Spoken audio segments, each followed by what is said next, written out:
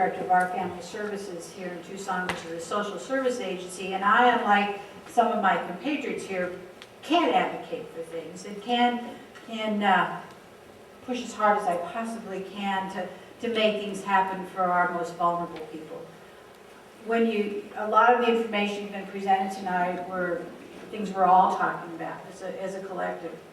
And those of us that work in the human service field, especially in the area of mental health, are just appalled by what is going to happen if this does not pass. The eligibility for any of the mental health services, the substance abuse services, the things that our community cherishes.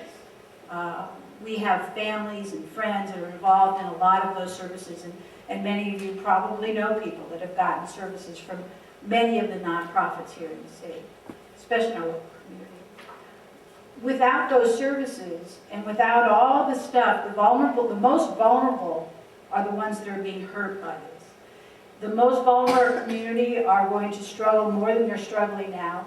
Those of us that work really hard day in and day out with those individuals are still going to get phone calls, are still going to have to figure out how to make ends meet in our own world and how to get the people the help they need. And I don't know where it's going to come from.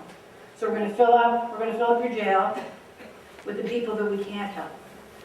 As crisis services begin to be eliminated in the behavioral health, because that's one of the things on the cutting block, I don't know where those people go. I guess the police are going to get busy again, and there's no police to get busy again. The children concern me probably more personally. I'm a mom, like many of you. I'm a parent. And our most vulnerable children are the ones that are being hurt by this. Without 100, it is only going to get worse. Child care, any of the DES work isn't occurring. In the last year, education, public safety, health and human services have been burdened with 81% of the total budget cuts, have all been on the backs of those of us sitting up here. Without 100, it's even on top of that more. How we're going to do it, our waiting lists are huge. It takes a long time now to get any service. It's going to take 6 times as long for that person that's having trouble. I am very concerned for the future of our state. I'm very concerned about what happens in the world that I look at every day, the faces that knock on my door. They've tried everything else, and they're finally at the end of their rope. They're homeless. Our homeless numbers are increasing today. Most of us that do homeless services are watching those numbers just skyrocket. There's no beds available. There's nothing out there. We're all doing our best. I know that the people in this room are doing the best and care enough to be here tonight. It's important that you're here. It's important that you learn. Because without Proposition 100, we're just going to watch it dissipate even further. And Chuck's jail is just going to get fuller.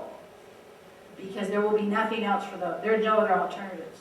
As the schools disintegrate, and I hate to use that word, but that's how it feels, the school systems, the families are going to be under incredible stressors. And where does that end up? Usually on the laps of folks like me. Where do you send people? The counselors of the school call us all the time. How can you help? This family needs something. So please, please, you're encouraged to encourage everybody you know. If you can, take 10 people with you to the polls. We need to vote yes on 100. Thank you.